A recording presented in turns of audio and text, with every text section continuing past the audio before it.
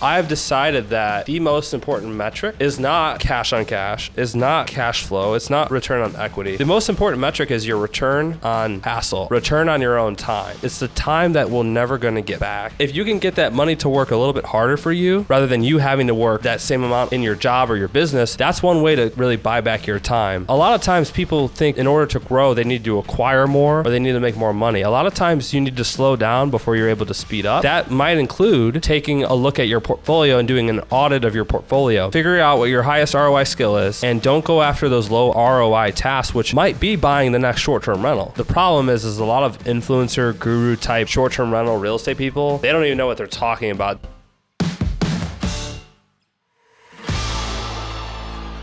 Welcome back, everyone, to the Learn Like a CPA podcast. I'm your host, Ryan Bakey, and today we're going to talk about the most important investor metric.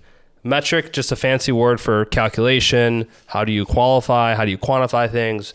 And as an investor, especially when you're first starting off, you hear these terms: cash on cash, cash flow, ROI, ROE, and it's really hard to make sense of what all those mean. Especially the problem is a lot of influencer, guru type short-term rental real estate people, they don't even know what they're talking about. They will say a metric, but what does gross income mean? Is that after all expenses are paid? Is that top line? And so if you haven't seen the episode yet, I would love for you to go back to a few weeks ago. We had a podcast episode about looking at investor metrics and what does all that jargon mean. Hopefully you go back and watch that, because then you'll have a lot more context to this episode. But the most important investor metric is something that isn't a real estate metric at all. And I say this because after consulting with over 300 clients individually over the last 3 years, as well as just seeing my own portfolio grow, I've decided that the most important metric is not cash on cash, is not cash flow, it's not return on equity. The most important metric is your return on hassle, ROH, return on your own time, because time is the most scarce resource. Like, money will always kind of come and go, and we have these experiences, but it's the time that we're never going to get back. And the way that I explain this to people is, let's go back 2 years. In 2020, 2021, there used to be a really fine difference between investing in a long-term rental property and investing in a short-term rental property, right? Long-term rentals normally would cash on cash return 8 to 10%. A good short-term rental, it wasn't out of the ordinary to get 20 to 25% cash on cash. So double, if not triple, your investment by having a short-term rental as a long-term rental. And that's the exact experience that I had. My first property was cash flowing really good, probably $350 a month per door. And I had that Brandon Turner mindset of, oh yeah, just 100 doors and I'll be financially free if I'm making $300 a month on a door. And then I got into short-term rentals and I found out, I was like, wow, my first short-term rental cash flowed $1,800 the first full month that I had it in an operation. And I just thinking, like, I made 6 times the amount of money that I made in a long-term rental compared to a short-term rental. And so that's what got me into short-term rentals. And that time difference, right? If you have a long-term rental, if you're buying a little rehab job, you're going in there, fixing it up yourself, hiring contractors, and then you sign a lease, and then it's, pretty much done. You have tenant, calls here and there. I think one of my properties, the guy has called one time ever since I've owned it, and I've owned it for 2.5 years now. I've only had 1 or 2 phone calls. Short-term rentals are a lot of work, right? There's guest communication. You have to keep updating your listings. You have to check your competitors. You have to do all these things to make sure that you're going to outpace your competition, because the short-term rental side, believe it or not, if you couldn't guess, is a lot more competitive than the long-term rental or maybe the mid-term rental space. So there's that time involvement between the two. And that's what I really want to get at today, is because a lot of people are not factoring in that time. Real quick, guys, if you could think about how you found this podcast, maybe it was on Facebook, Instagram, maybe somebody shared it with you. I don't run ads for the show or have sponsorships, so the only way this grows is through word of mouth. If this was valuable for you in any way, the only ask that I can make is that you share it with somebody else. Pass it on to the next person whose investing journey or business can be changed by listening to the show. Much love, guys, and let's get into the episode. A lot of people are not factoring in that time difference. If I'm a high earner, let's say I make $100,000 a year, and if I'm working let's say I'm working 2,000 hours a year, so I'm making $50 an hour, and it costs $20 an hour to clean the Airbnb, or it costs $25 for a handyman to fix something.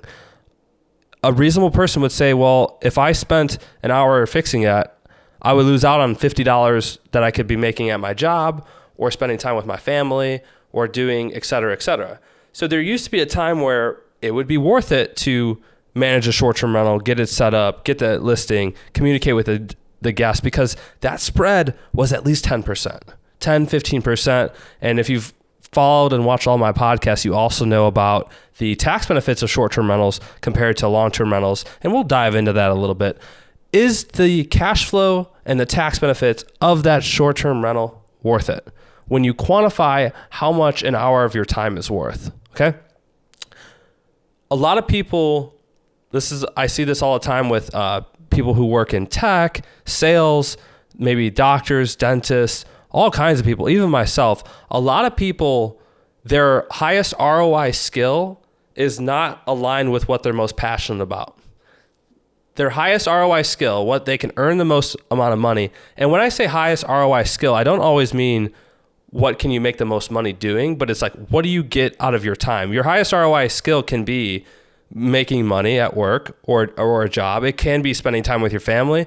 But if your highest ROI skill isn't matched with what you're most passionate about, I come to find that highest ROI skill is just a means to an end until you have enough money, resources, time to do what you're most passionate about and make a lot of money at the same time. If that's leaving your W-2 to get into real estate or hospitality or co-hosting or management full-time, your highest ROI skill is not what you're most passionate about. It just becomes a mean to an end until you can get these two to kind of line up together. And luckily, I feel that is what I've gotten with my business and with my CPA firm, is that my highest ROI skill, which is taking things that are extremely complex and boiling them down to something that everybody can understand, is aligned with what I'm most passionate about. And so that's just a perfect blend for me. Back to that conversation, right? Now we're seeing a good long-term rental deal right now. If you can find one with where rates are at, you might get 6 to 8% cash on cash. And short-term rentals, you're lucky if you get 15% cash on cash right now. So what does that mean? If I had, let's say for example, I invested I put $100,000 down. Okay, on a long-term rental, that might take me a couple hours to get set up, to close on it, to get a tenant in there, and I'm making 6% cash on cash. So I'm making $6,000 a year on my 100,000. A short-term rental, I gotta fly out there, I gotta set it up, I gotta communicate with handymen, cleaners, etc. And at best, I'm earning 15%. Well, on that $100,000, I'm either earning $6,000 on a long-term rental or $15,000 on a short-term rental. And so that's a $9,000 difference. Now, if you are just starting out in your portfolio. Hey guys, just want to interrupt the podcast to let you know that if you enjoy the podcast and the content that's in it, you would love my Tax Strategy Academy. This is going to give you the framework for developing all your tax plans for the entire year, whether you're a long-term rental, short-term rental investor. You're going to get a one-on-one call with me to map out your tax plan, and you're going to get access to weekly office hours where you can come and ask your personal questions. So if you're interested in learning more, go check out the link in the show notes below. And now back to the show. If you are just starting out in your portfolio and maybe you don't have a super high ROI skill with your day job, that might be worth it to you. And that might be your highest ROI skill with what you're most passionate about.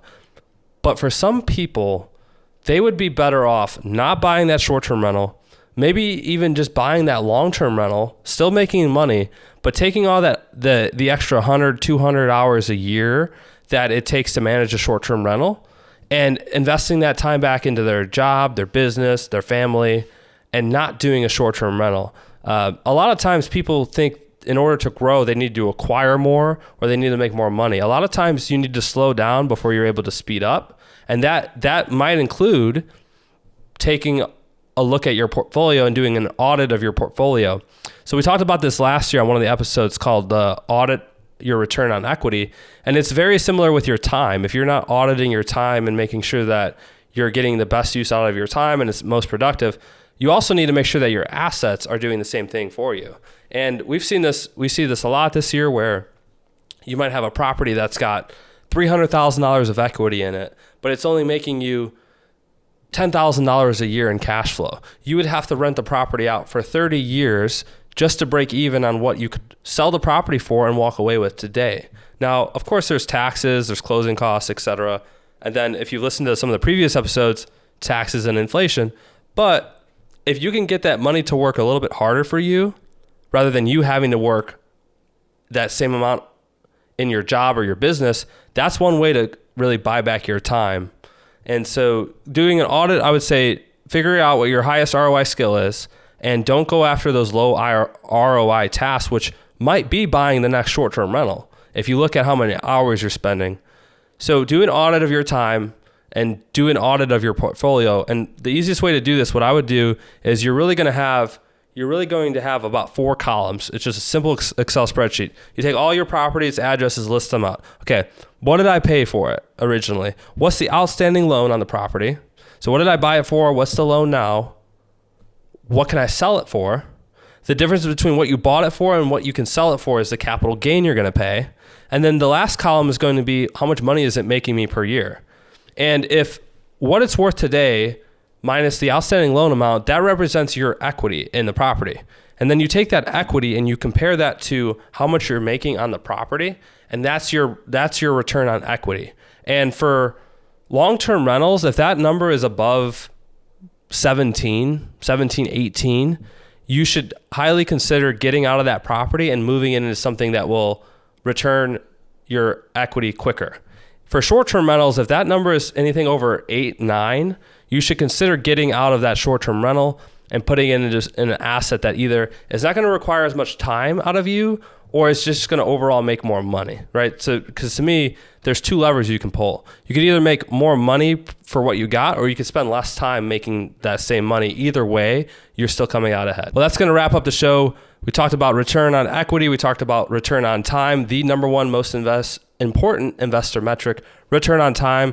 If you guys want to figure out how you could take the next step, go check out my Facebook group, Tax Strategies for Real Estate Investors. There's over 8,200 real estate investors in there posting daily. Join the group, send me a message, tell me you found it through the podcast. I personally respond to all messages and DMs, so feel free to reach out.